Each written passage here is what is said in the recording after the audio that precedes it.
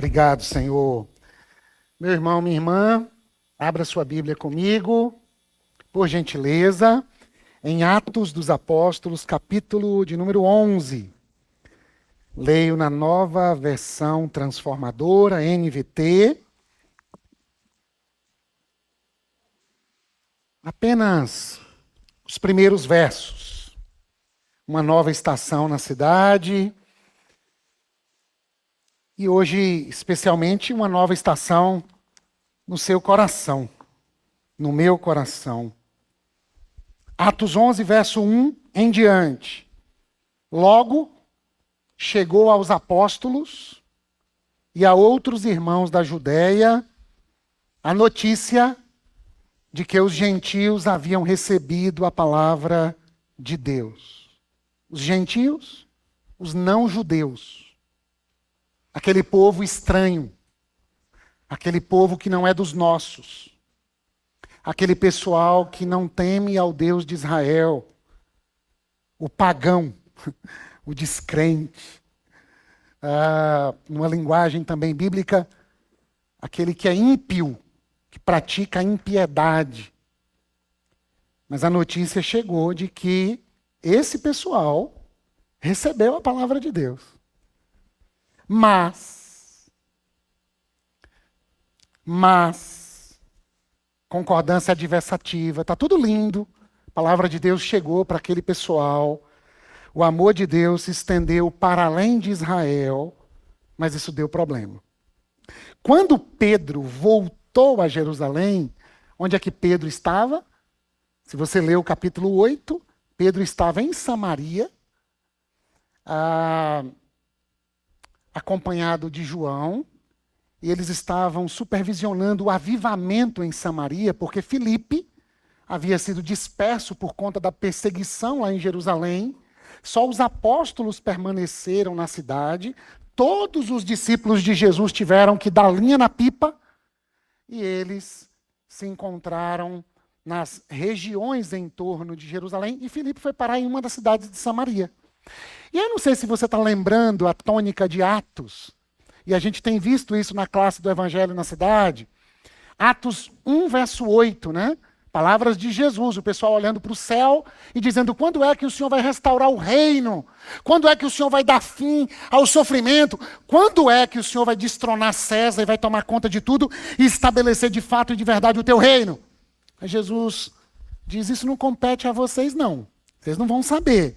Mas receberão poder ao descer sobre vocês o Espírito Santo, e vocês serão minhas testemunhas onde? Jerusalém, Judéia, Samaria, até os confins da terra. Capítulo 1 de Atos. Só no capítulo 8 de Atos é que isso vai começar a ser observado e obedecido. Não por vontade própria, mas por conta de uma perseguição, eles foram parar em Samaria, e é aí que Gabi vai caprichar no estudo bíblico, porque em Atos 8 que vai aparecer o eunuco, que está lendo o texto sem entender nada, e Gabi vai nos ensinar a ler o texto e entender tudo, e sermos cheios do Espírito de Deus e batizados pela palavra. Pedro, meu querido Jânio, vai a Samaria, e acontece um avivamento samaritano, o Espírito Santo enche aquelas pessoas. Só o pastor Silas para explicar lá, porque o pessoal já estava convertido, mas não tinham ouvido falar do Espírito Santo. Agora eles estão cheios do Espírito Santo. Aí Pedro volta para Jerusalém, depois de ter ido em Samaria e depois de ter visitado a casa de um gentio, chamado Cornélio, capítulo de número 10, um oficial romano, que teve um sonho, e Pedro tem uma visão, e é uma confusão santa que você vai entender. Pedro está voltando dessas viagens entre os gentios. Samaria e um oficial romano. Você sabe, né, que o judeu considerava um samaritano um cão. Um não humano. Samaritano é a mistura de judeus com assírios. E esse povo fez muito mal ao povo de Israel, e Deus havia dito para os judeus não, desculpa o termo, se acasalarem com outras pessoas de outras nações. existe um termo que é endogamia, ou seja, se casem e tenham famílias e filhos somente com aqueles do nosso povo. Ok? Isaac era primo de Rebeca, Abraão era primo de Sarai. Ou seja, vocês vão se reproduzir somente dentro do nosso povo. Aí o povo não observou os estatutos, porque a ordenança era: se vocês fizerem família com pessoas de outros povos, vocês vão adorar os deuses de outros povos. Porque existia uma compreensão naquele tempo de que cada região, cada geografia tinha um deus específico.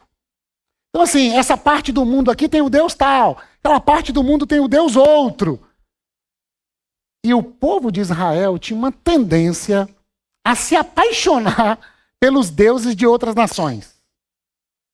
O pastor Silas nos lembrou isso aqui outro dia, de que esse povo de Israel, nos lembrou no retiro de liderança, o povo de Israel gostava de ter amantes. Deus era o esposo que está o tempo todo querendo se casar com essa nação, mas essa nação gosta de pular cerca, gosta de ter amantes. E Deus está com o coração ferido de amor, buscando conquistar de novo o seu povo. Isso é toda a trilha do Antigo Testamento. Nós estamos no Novo Testamento, uma nova aliança. Um novo jeito de olhar para Deus de maneira muito mais ampla, porque na face de Jesus está a glória de Deus. E Pedro está vivendo essa experiência de ver a face de Jesus, Wagner, agora brilhando no rosto de um gentil, de um pagão, de um samaritano. Gente que era considerada não humana, agora está cheia do Espírito Santo de Deus. Um oficial romano agora é batizado pelo Espírito de Deus e todo mundo da sua casa. E Pedro está voltando de viagem. E os discípulos judeus, verso 2, o criticaram. Imagina você assim, isso é muito interessante. Você tendo uma grande experiência com Deus, maravilhado ainda, tentando entender. Gente do céu, eu nunca senti, eu nunca vi. Deus falou comigo. Deus apareceu para mim na face de alguém que eu imaginava que jamais ele apareceria. Ah, que coisa foi aquela que eu vivi em Samaria? Que coisa que eu vivi na casa de Cornélio? Como pode? Eu comecei a explicar quem era Jesus e o Espírito Santo caiu. O texto diz que o Espírito desceu na casa de Cornélio e todo mundo que estava na casa foi cheio do Espírito Santo. Aí Pedro pega lá o ônibus, o avião, e está voltando para Jerusalém, uma carruagem. E quando chega, morrendo de vontade de contar. Estou voltando de um retiro, estou voltando de uma experiência com Deus, estou voltando de um culto, estou voltando de um tempo de oração. O Senhor falou comigo, o Senhor apareceu para as pessoas, Deus usou minha vida para abençoar pessoas. Eu estou maravilhado. Ok, senta aí que nós queremos entender uma coisa. Nós temos uma crítica a fazer. E a crítica é a seguinte: você entrou na casa de gentios e até comeu com eles. A diretoria da igreja se reuniu, o conselho se reuniu. Falou assim: o que você fez, hein? Você estava na casa de um pessoal pagão? Você sabe que um judeu não come com um pagão? Um judeu não entra na casa de um pagão?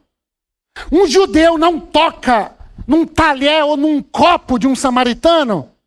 E a notícia que chegou aqui é que você entrou na casa, comeu com eles, pregou para eles, Pedro. O que está acontecendo, Pedro? Então Pedro lhes contou exatamente o que havia acontecido. Disse, abre aspas, eu estava na cidade de Jope e enquanto orava, num êxtase, eu tive uma visão. Diga comigo, eu tive uma visão. Eu vou ficar por aqui por enquanto. Qual foi a última vez que você teve uma visão? Você entrou no quarto para orar. Você ficou em êxtase. Semana passada eu perguntei, qual foi a última vez que você ficou cheio do Espírito Santo? E você não acredita. Eu vou contar. Eu recebi um áudio. O irmão Orlando, pai de Patrick, viajando para Fortaleza de ônibus, motorista, que durante a viagem ficou sentindo assim uma coisa de Deus, um negócio de Deus assim, Deus falando com ele, aleluia.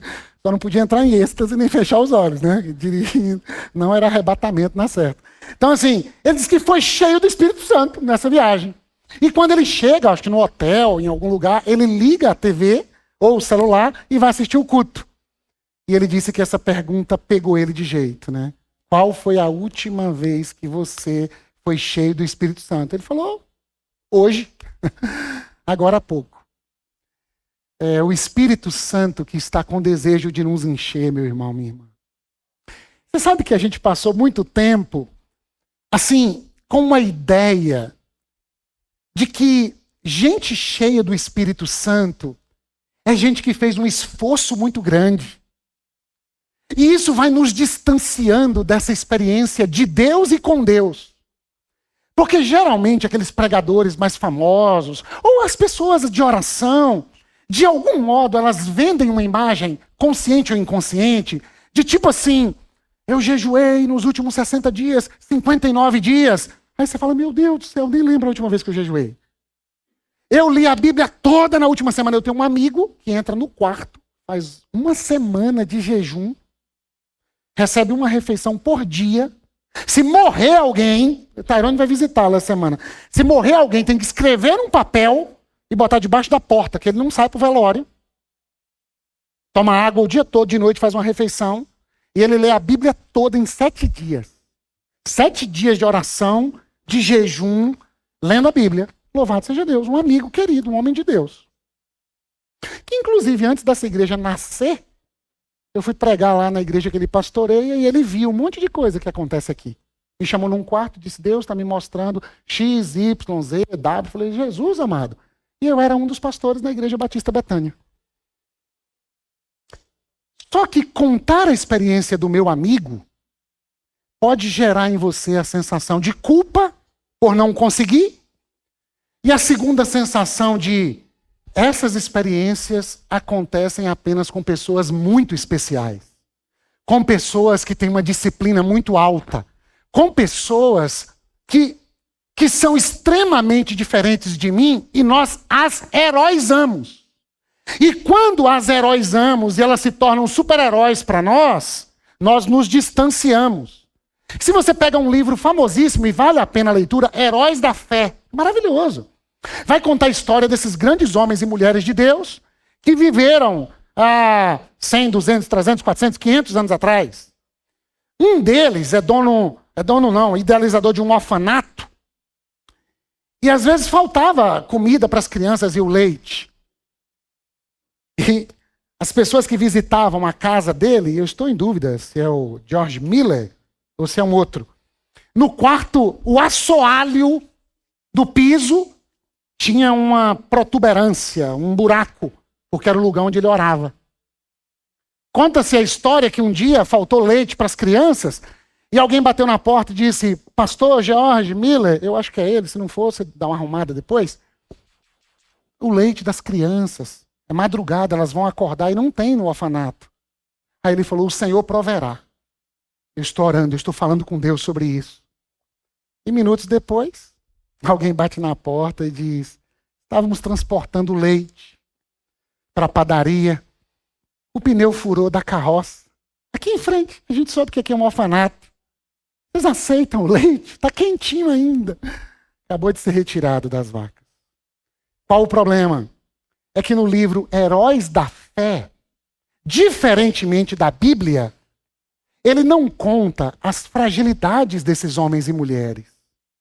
Outros escritos vão mostrar que alguns tiveram sucesso na vida conjugal, outros não foram pais como deveriam. Todos nós temos pés de barro. Nós não somos ainda o que haveremos de ser. E isso não é justificativa para a gente viver na mediocridade e no raso. Isso é um convite para a gente perguntar. O Senhor mostrou algo para Pedro, para Cornélio, para os samaritanos. Os discípulos judeus, eles eram judeus da tradição de Moisés, mas agora se renderam ao evangelho. E eles não então estão entendendo o que Deus está fazendo na história.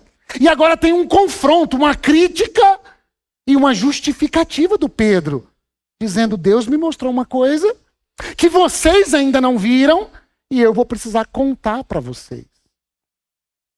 Você é como Pedro, meu irmão, minha irmã. Você é como Cornélio, meu irmão, minha irmã. E nós somos, talvez, o melhor sinônimo, como samaritanos.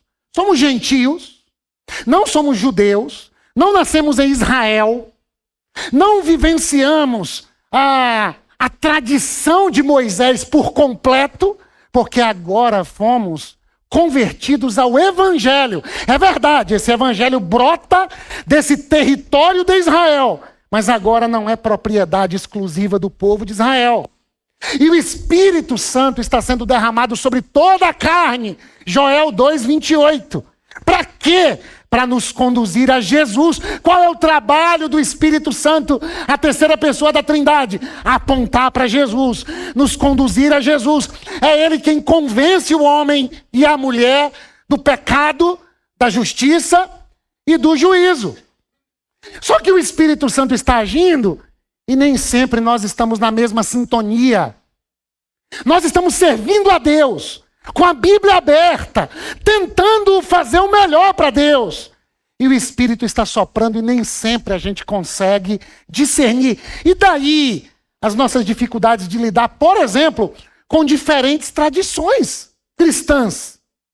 Tem o Adventismo, tem a Cristã no Brasil, tem os pentecostais, tem os neopentecostais, batista, presbiteriano, metodista. Vou pregar numa igreja metodista. Para aceitar o convite, eu precisei responder um questionário desse tamanho. E depois que passou, aí eles disseram, nosso bispo regional aceitou, e aí você pode vir pregar. Eu falei, olha só, rapaz, uma tradição cristã, abençoada. Inclusive fruto de um avivamento, né?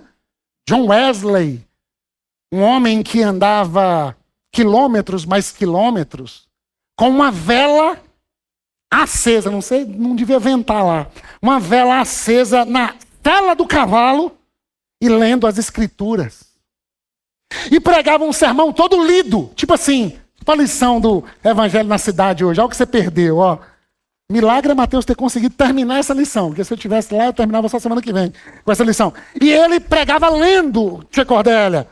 E quando pregava, a nuvem da glória de Deus pousava sobre as pessoas.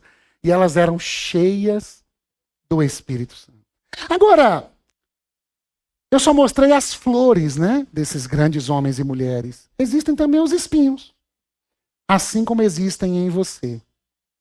Por que a gente se agarra aos espinhos da vida e da nossa incapacidade disciplinar, da devocional, da oração, da leitura bíblica, de ter o nosso coração atraído por Deus, a gente se apega a isso para dizer, eu vou na conferência tal, porque diz que vai ter um homem cheio do Espírito Santo.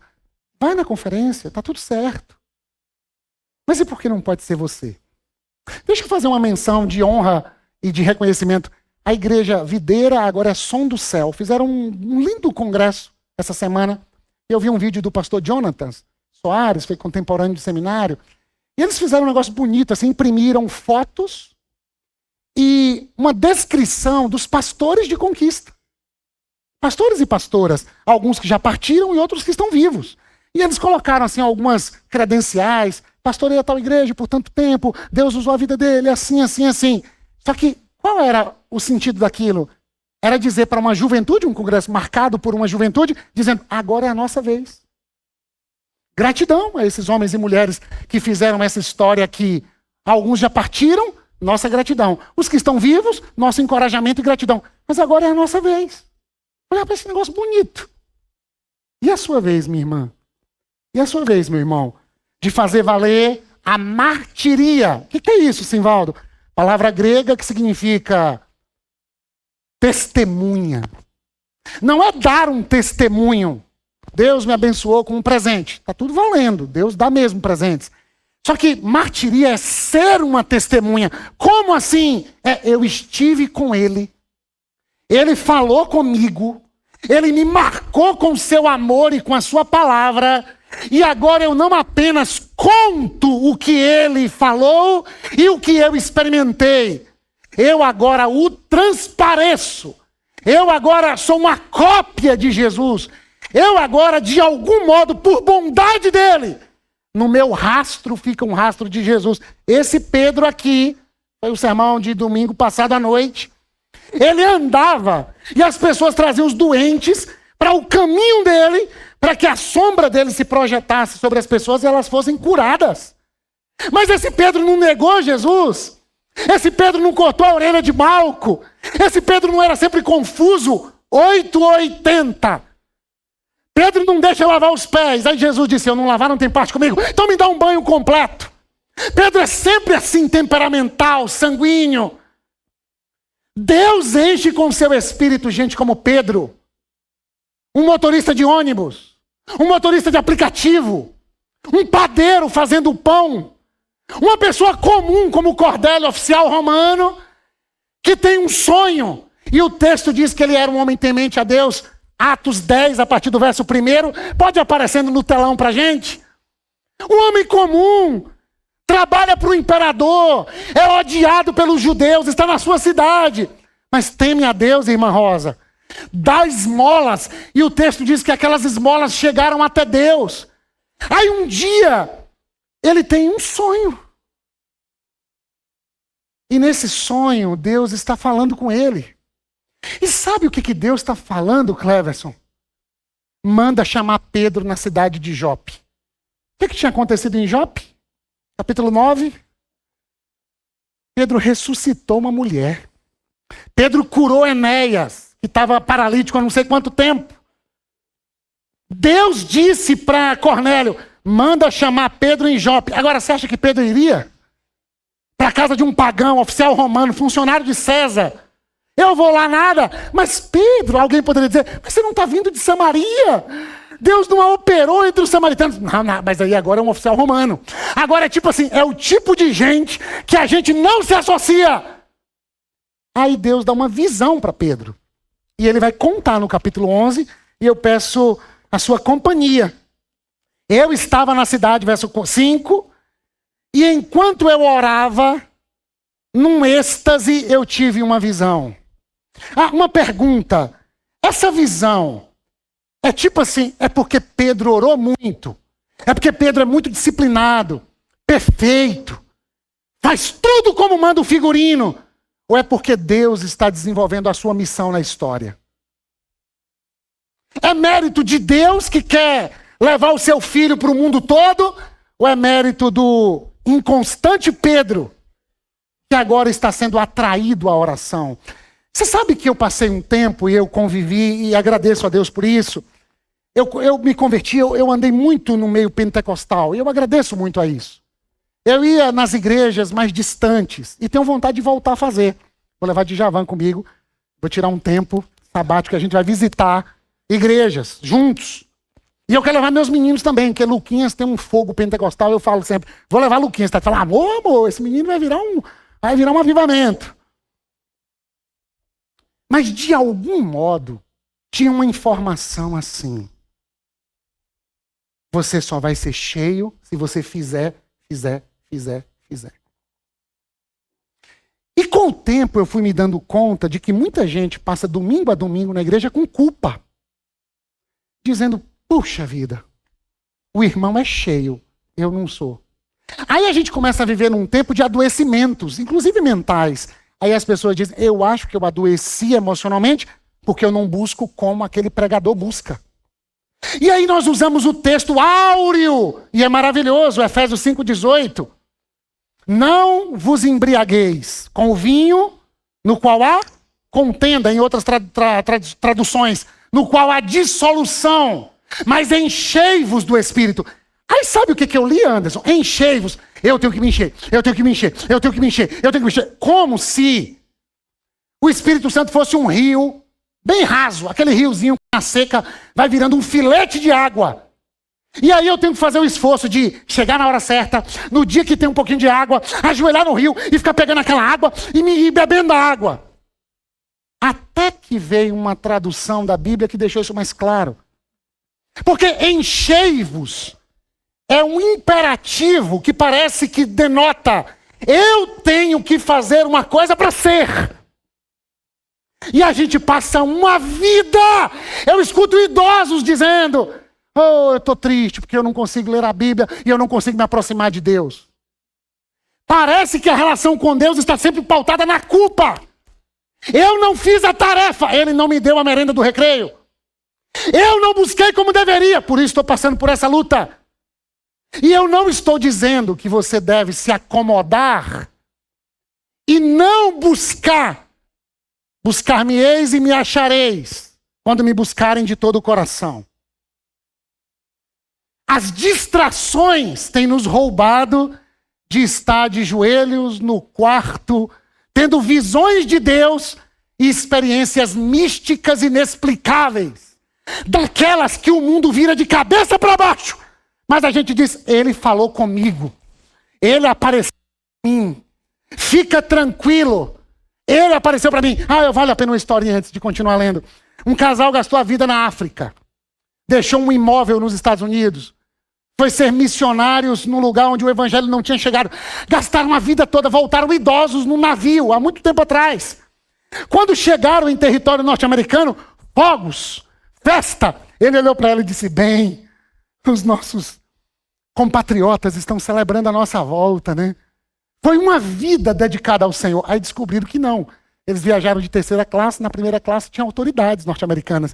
Ninguém falou com eles, ninguém os cumprimentou. Chegaram numa casa, uma casa velha, não cuidaram direito da casa. Ela foi tentar fazer alguma coisa para comer, já idosa, e ele resmungão, brigando com Deus. Tipo assim, gastei a vida te servindo. Só que quando a gente briga com Deus, a gente briga com os outros também. Ficou brigando com a mulher. E a esposa dizia: meu bem, vai no quarto falar com Jesus, vai. Deixa eu fazer a comida pra gente. Tá difícil para mim também, mas vai lá falar com Jesus. E ele relutou, mas no final do dia ele vai pro quarto e ele volta com o rosto reluzente, Ingrid. E ele volta leve, livre, solto. Ela diz: o que Jesus falou que você tá assim? Aí ele: Jesus falou que eu ainda não cheguei em casa. Isso me aliviou bastante. Nossa casa não é aqui. A gente não ouve Jesus e não é cheio do Espírito Santo porque a gente acertou e gabaritou a prova, meu irmão, minha irmã. Porque quem se acha gabaritando a prova vai sempre excluir Cornélio, os samaritanos e o filho pródigo. Dizendo: eu gabaritei, você não tem direito aqui. É o nosso orgulho religioso. E aí eu lhes ofereço a leitura de Efésios 5,18. Não se embriaguem com o vinho, no qual há contenda, dissolução, desfragmentação do ser, mas deixem-se encher pelo Espírito Santo. Muda tudo ou não muda? Assim, não é enchei-vos, faz alguma coisa para ficar cheio. É deixem-se encher. Uma imagem, e aí você guarda. Não é um fileto de água de um rio secante. É uma cachoeira transbordante. E a gente não está precisando navegar, nadar o oceano para chegar. Vem a hora, e já chegou, em que os verdadeiros adoradores adorarão o Pai em espírito e em verdade. Não é em Jerusalém, não é no Monte de Samaria. É onde? É aqui. E é agora, hein? A cachoeira está derramando. Deixem-se encher. Entra na cachoeira. Deixa-se molhar. Abre a tampa da religiosidade, do pecado, das perguntas, das incoerências, do medo. O verdadeiro amor lança fora todo medo. Abre a tampa e deixa o Espírito Santo transbordar dentro de você, meu irmão, minha irmã. É Jesus quem não desiste de Pedro. Pedro desistiu de Jesus várias vezes. Você já desistiu de Jesus várias vezes. E onde está o mistério da graça? Eu não arrego, eu estou no teu pé, eu vou mostrar meu amor, eu vou te... me negou? Eu vou olhar dentro dos seus olhos e vou te trazer de volta. E as coisas que são loucura para o mundo se transformarão num repertório do meu poder manifesto entre vocês. Não foque na sua pequenez. Pedro, Foque no tamanho da minha graça, porque eu posso te mostrar coisas que você nunca viu. Amém, meus irmãos, minhas irmãs? Então, vai para a cachoeira com o combo mesmo. Antidepressivo, fatura que não foi paga, aquela confusão lá com a mulher, aquele desencontro com o filho. Outro dia eu atendi alguém, ele disse assim, cara, tem horas que eu tô pegando pesado com os meus filhos, assim, e eu fico na crise, tem que disciplinar, não tem que disciplinar, tá demais, tá de menos. Aí eu falei, você se cobra muito, não é meu? É, rapaz, eu vivo me cobrando para acertar. Pra que se cobra tanto? Cara, eu acho que é para ser aceito. E nós vamos transformando o discurso do evangelho na possibilidade de pessoas ouvirem, e agora tirarem 10 da prova. Aí Deus as presenteia. Mas a graça é um presente quando eu não estava tão preparado. Agora, seu Raimundo, por que eu recebi o presente? Porque eu vi o que os meus irmãos de Israel não viram. Porque ele me pegou naquele quarto. Porque eu fui atraído à oração. Romanos 8, 26. Vocês não sabem orar como convém, mas o Espírito de Deus intercede por vocês com gemidos inexprimíveis. É o Espírito de Deus, Romanos 8, que comunica ao nosso espírito que somos filhos de Deus. Em outras palavras, é Deus que está fazendo o trabalho. É Deus que está mandando as cataratas descerem como uma cachoeira e inundar a gente do seu amor. A grande pergunta não é, fez a tarefa de casa? Não é a pergunta do evangelho. Sabe qual é a pergunta? É, vai soltar o cabo da nau quando? Deixa eu tomar uma água. Solta o cabo.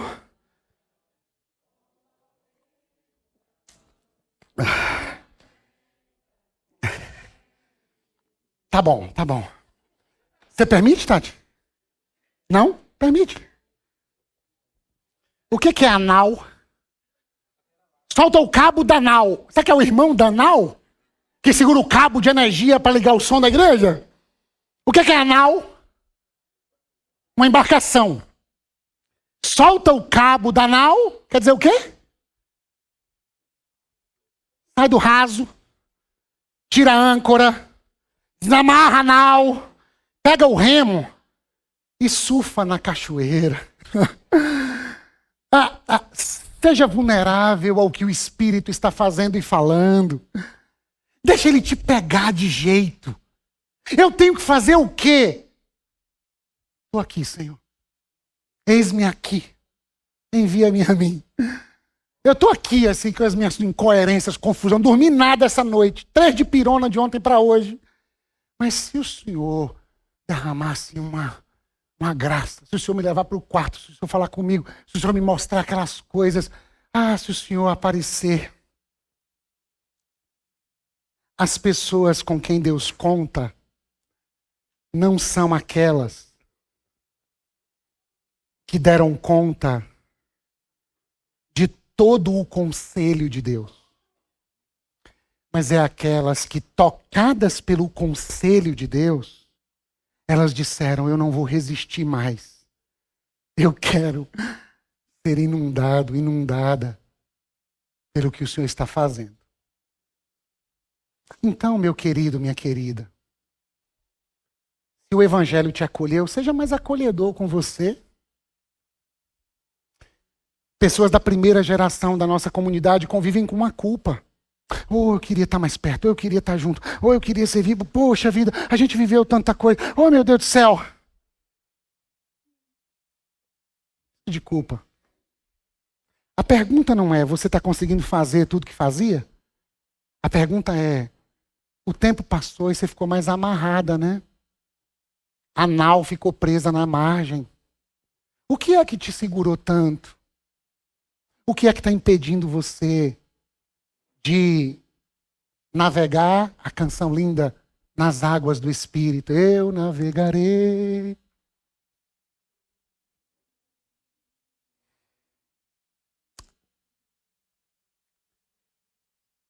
As nossas visões de Deus não precisam ficar circunscritas a um passado distante. Continua tendo vinho novo.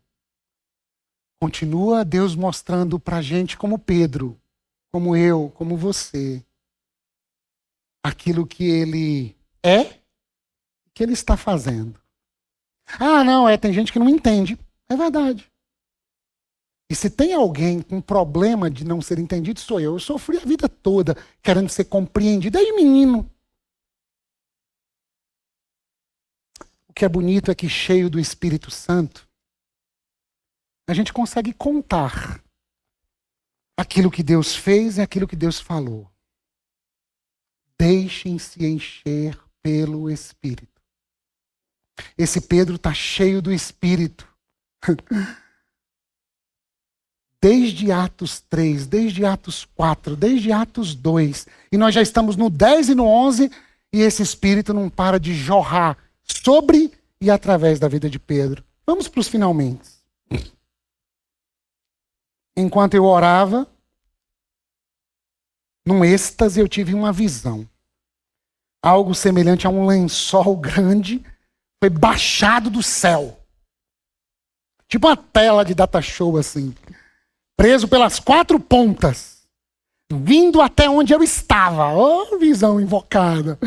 Quando olhei dentro do lençol, eu vi toda espécie de animais domésticos e selvagens, répteis e aves. E eu ouvi uma voz dizer: levante-se, Pedro, mate e coma. Levanta, Pedro, mata e coma. Eu quero ter a oportunidade de voltar nesse texto e explicar um montão de coisa. Porque você sabe que para os judeus tem animais que são imundos, né? Animais que têm o pé fendado. São imundos. Não pode comer. Esse povo está no deserto peregrinando durante muitos anos. De manhã é 50 graus de calor. À noite é 0. Os estudiosos chegam a dizer o seguinte: esse lance de animal impuro, animal puro, também tem um viés de cuidado com a saúde do corpo. Minha avó dizia que tem comida que é remosa, não tem? Então, tipo assim, para minha avó, você comer um ovo frito 3 da tarde, você não pode sair até 8 da noite. Eu morei com ela 1 ano. Tomava um banho 3 da tarde, Juninho, me chamava de Juninho. Ainda 8 horas da noite, não sai na porta não, Juninho. Porque senão estopora.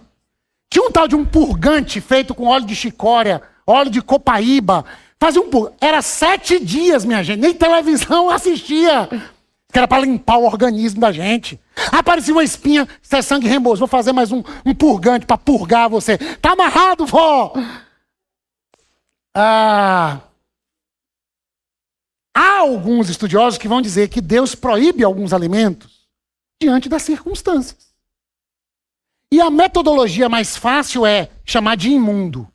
Porque a gente tem dificuldade de lidar com aquilo que é para o nosso bem. Por exemplo, campanha de cinto de segurança. Até hoje tem que ser feita. E é para nossa segurança.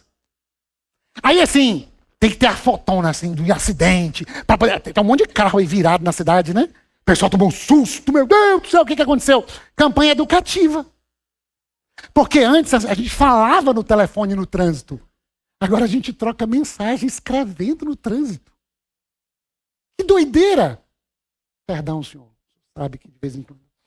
Então, assim, parece que é uma pedagogia. Esses animais são imundos, é pecado.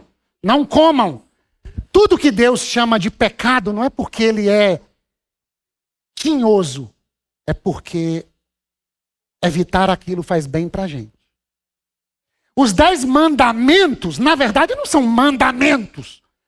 Os 10 mandamentos, na perspectiva hebraica, são 10 palavras de amor. Para que vocês tenham vida. Olhar para um pai, melhor do que ter alguém para chamar de Deus, é ter um Deus para chamar de pai. Pai nosso! Não é o professor aloprado mais difícil do mundo. E que se eu não fizer a tarefa, ele me mata. Ele é um pai que quer que eu acerte. Não para ele ficar feliz. Para que eu seja feliz. Eu coloquei diante de vocês o caminho da vida e o caminho da morte. Escolham, pois, o caminho da vida. O meu filho veio da vida. Mas vocês precisam tomar multa para usar o cinto de segurança. Ô coração! O cara que se apaixonou pelo Deus errado. E por isso, se afasta porque acredita que não dá conta de dar conta da severidade do conselho. Em vez de ser atraído por esse amor, com laços de amor eu te amarrei e com cordas de misericórdia eu te atraí. Filho amado, filha amada, eu te comprei com esse sangue. Posso encher você com o meu espírito? Então não podia comer os alimentos. Pedro tem um êxtase e aparecem os alimentos. E o Espírito diz, mata, levanta e come esse trem aí. Vou comer como? E ele tem toda a razão. A minha tradição ancestral de anos não come isso. O que eu vou comer? Aí Deus diz assim, caiu o suor dentro do olho.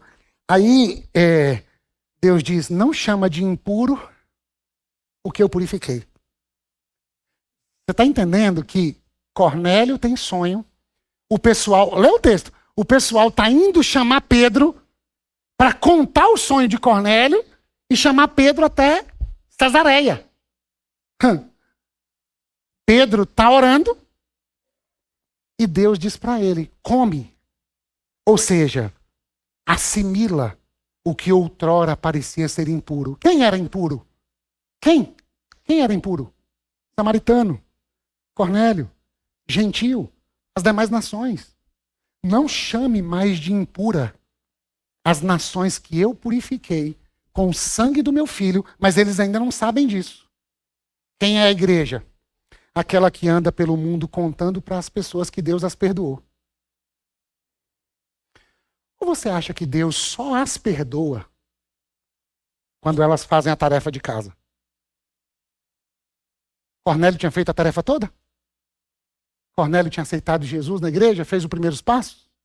Participou do evangelho na cidade? Batizou na igreja? Cornélio tinha fome e sede de Deus. E Deus tinha uma fome e uma sede muito maior do que a de Cornélio. E aí Deus disse, eu vou saciar você. Você não dá conta não, Cornélio. Você está dando uma esmola, você é um homem direito, você é um homem bom. Mas não é sobre o que a gente faz. É sobre o que ele fez.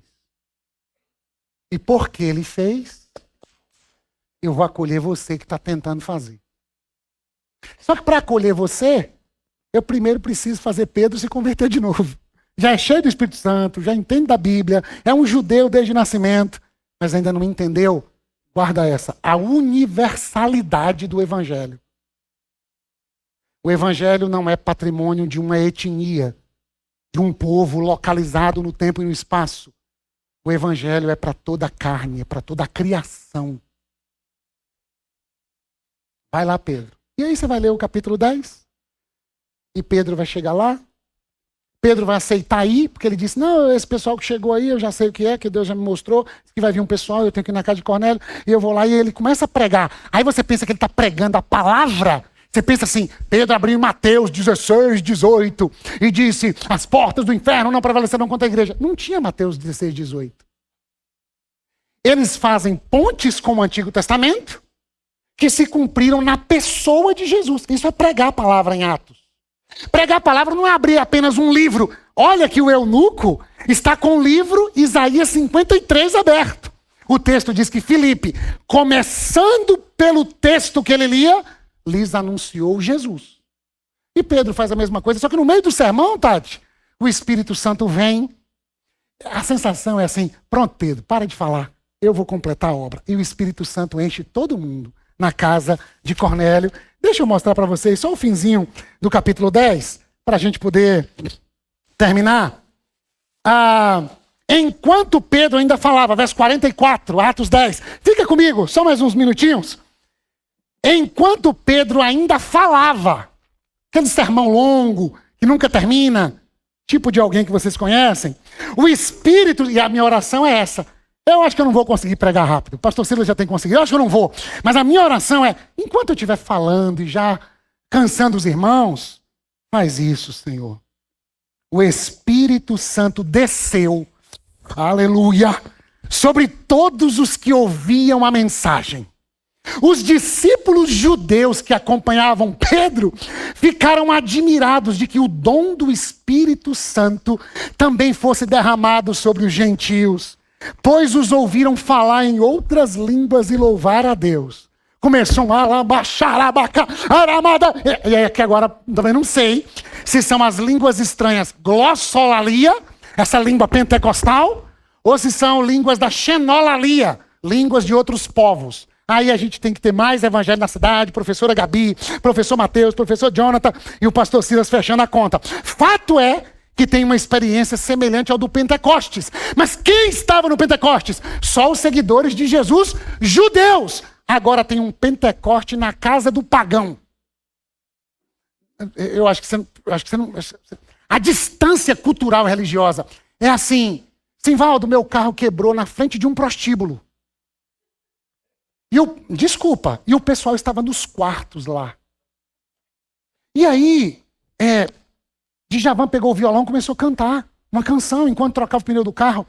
Desculpa, até hoje eu não sei trocar pneu do carro. Obrigado, senhor. E aí, canta, ora. Aí alguém diz assim, lê um verso aí. E daqui a pouco o Espírito Santo toma todo mundo. E um pessoal assim, meio sem roupa, com batom borrado, sai de lá falando das maravilhas de Deus, todo mundo chorando. E você dizendo, Deus estava aqui, eu não sabia.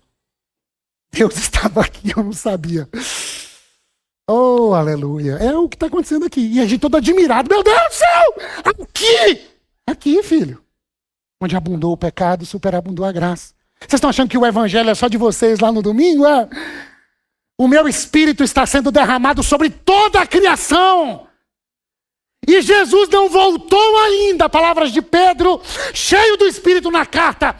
Alguns dizem que ele não volta mais, porque tarda a sua vinda. E Pedro diz, a sua vinda não tarda.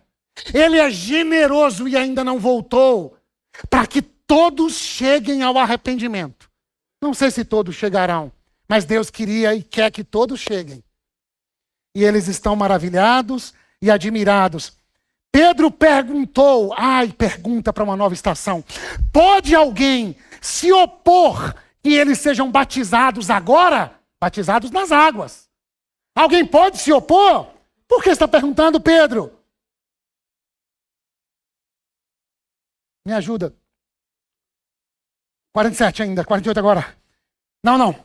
Pode alguém se opor, 47, a que eles sejam batizados agora, e como nós também receberam o Espírito Santo? A minha pergunta é, esse pessoal gabaritou a prova para ser cheio do Espírito Santo, gente?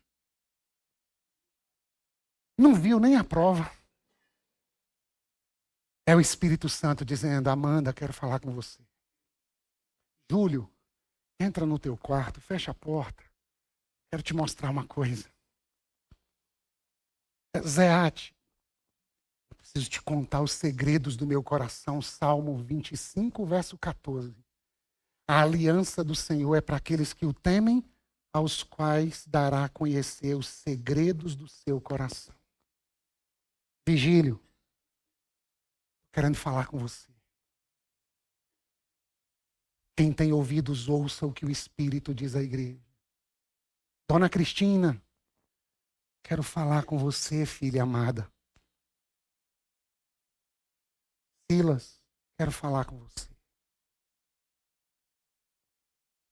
Sai do barulho. Entra no quarto como Pedro.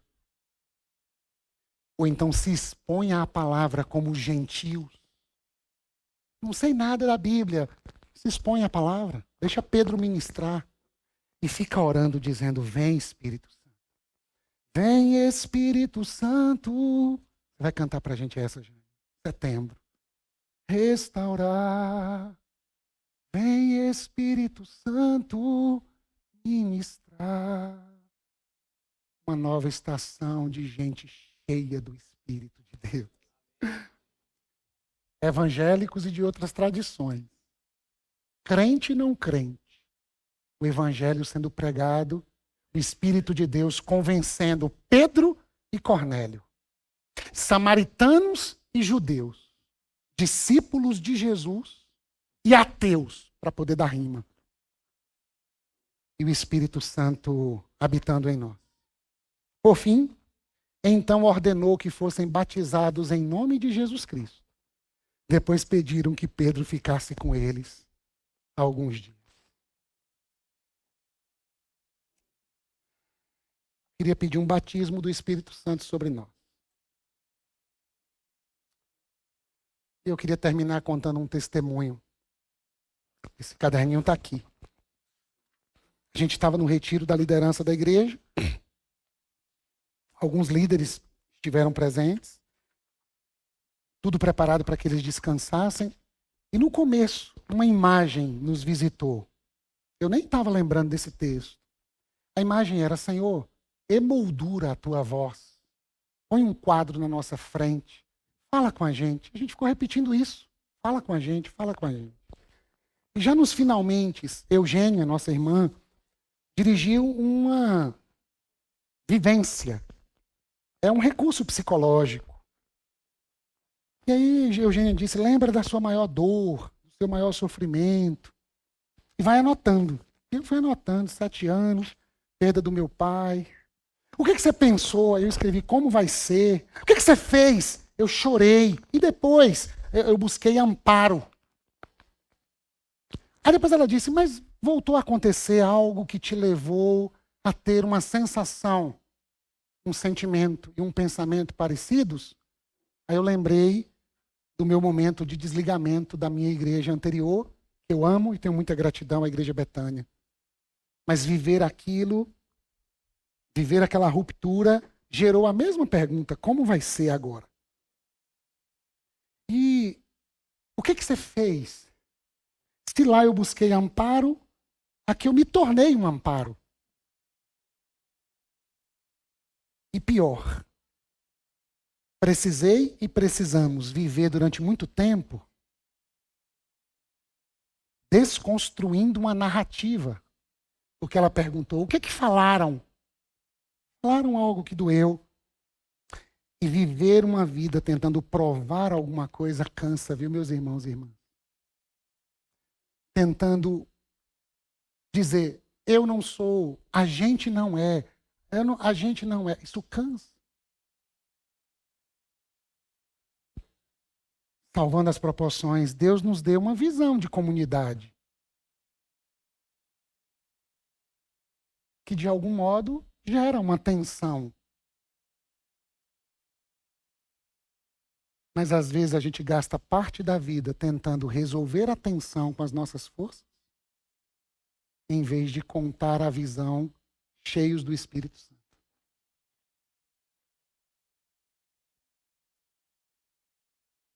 O nome do jogo não é se justifique. O nome do jogo é: foi ele que te mostrou, Pedro? Então conta. Conta para todo mundo.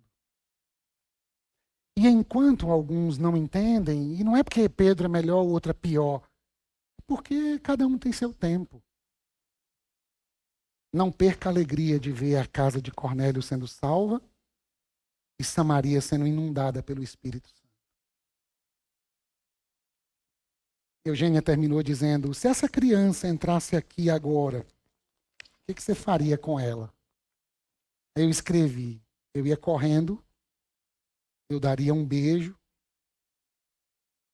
na minha criança, um abraço.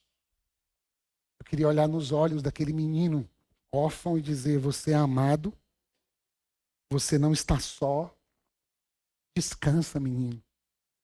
E aí parece que eu orei não acreditando que Deus poderia. Deus colocou um outdoor, e aí eu tive que circular e botar uma seta. Pode voltar a brincar. Pode voltar a brincar. E eu fiquei: mas por quê? Porque eu me dei conta de que no dia que eu recebo a notícia da morte do meu pai, eu estava brincando. Se você perguntasse assim: Valdo, qual é o seu maior pecado? Tem um monte. Mas o meu maior pecado é a dificuldade de descontrair, de brincar. de deixar o lugar do cuidador para voltar a ser um menino brincando. Salvando as devidas proporções, o Espírito Santo falou através de Eugênia. O Espírito Santo não puxou um lençol com um monte de animal, mas puxou uma placa dizendo: volta a brincar. A vida não é sustentada pela força dos seus braços. Seu pai não morreu porque você estava brincando. Você que carrega o nome do seu pai, não precisa agora ficar cuidando do mundo para ninguém mais morrer. Inclusive, você cuida de vez em quando, não é porque você ama que você está cuidando. Você cuida porque você não dá conta de viver sem essas pessoas. O Espírito Santo falou comigo assim. Eu queria saber qual é o lençol, qual é a placa que o Espírito Santo vai puxar e vai colocar diante dos seus olhos, dizendo: tem mais de mim para você conhecer? Para de chamar de impuro o que eu purifiquei. Deixa eu te encher com a minha vida. Para de se culpar e se cobrar tanto. Descontrai. Tira a tampa. É um pecado, Simvaldo. Se confessarmos os nossos pecados, Ele é fiel e justo para nos perdoar os pecados e nos purificar de toda injustiça. Seja cheia do Espírito Santo, minha irmã. Não pelos seus esforços, mas porque agora eu me deixo ser. Seja cheio do Espírito Santo, meu irmão, da vida de Deus. Não porque você merece ou fez porque Ele quer. Ele deseja. Enche a nossa comunidade com o Teu Espírito, Senhor. Faz o Teu Espírito, entre aspas, descer nos encontros de casa em casa. Faz o Teu Espírito descer nas trilhas do eu e minha casa. Faz o Teu Espírito encher as crianças de uma maneira tão poderosa que a escola, que a terapia vai dizer: o que aconteceu com esse menino? O Espírito Santo. Faz o Espírito Santo descer no quarto do casal. Faz o Espírito Santo pegar a gente de jeito. E cheios do Espírito Santo, leva-nos para a cidade. Para a casa de Cornélio. Deixa eu pedir, Senhor. Cheios do Espírito Santo, leva-nos para a nova casa. Uma nova casa para a missão. Mas gente cheia do Espírito de Deus. Faz a gente entrar em casas que costumeiramente não entramos. E se porventura tivermos algum tipo de tensão, a gente não quer mais ficar no lugar da justificativa ambulante. Isso nos adoeceu durante muito tempo. A gente quer contar o que o Senhor nos mostrou. Para mim, o Senhor disse: aceita meu presente, menino. Volta a sorrir. Sua vida está pesada, macho. Vai brincar. Vai desfrutar. Para você, meu irmão, minha irmã. Tu me mostrarás o caminho da vida e me darás a alegria de tua presença e o prazer de viver contigo para sempre. Salmo 16:11. Cante, ó Igreja Batista da cidade. Grite bem alto, meu irmão, minha irmã. Alegre-se e exulte de todo o coração, pois o Senhor removerá as acusações contra você dispersará os exércitos de seu inimigo. O Senhor, o Rei da Glória, estará em seu meio e você nunca mais temerá a calamidade.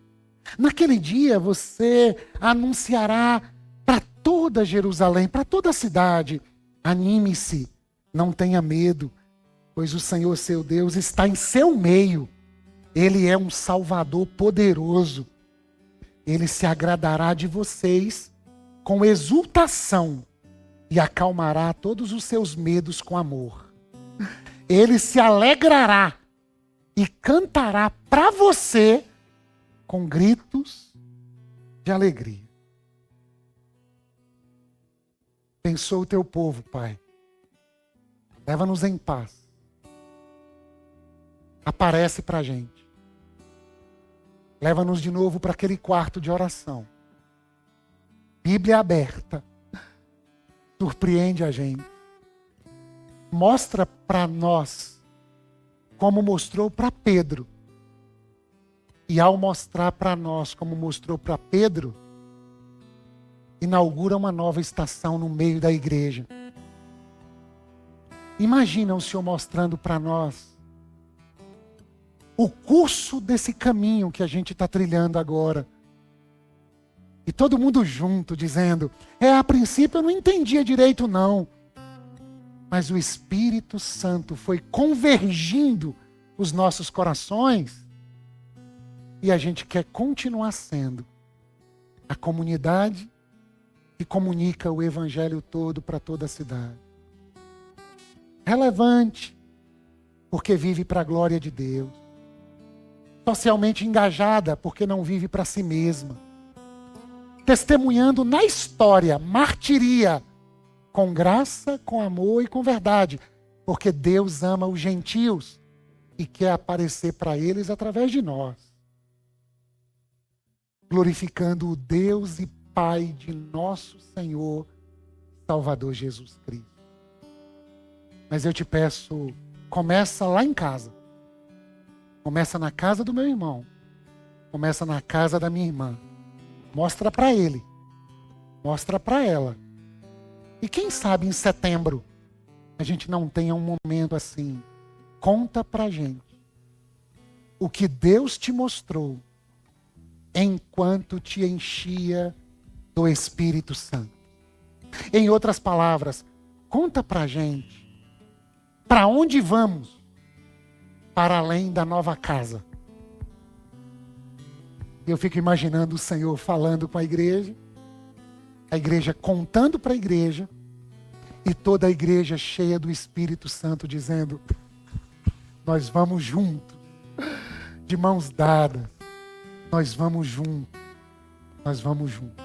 E o amor de Deus o Pai, a graça de Jesus o nosso Senhor, a comunhão e as consolações do Espírito Santo sejam sobre a sua vida, sua casa. Eu oro para que o Senhor te mostre aquilo que você ainda não viu. Eu oro para que o Senhor te surpreenda nessa semana. Eu oro para que você seja cheio e cheia do Espírito Santo. Amém.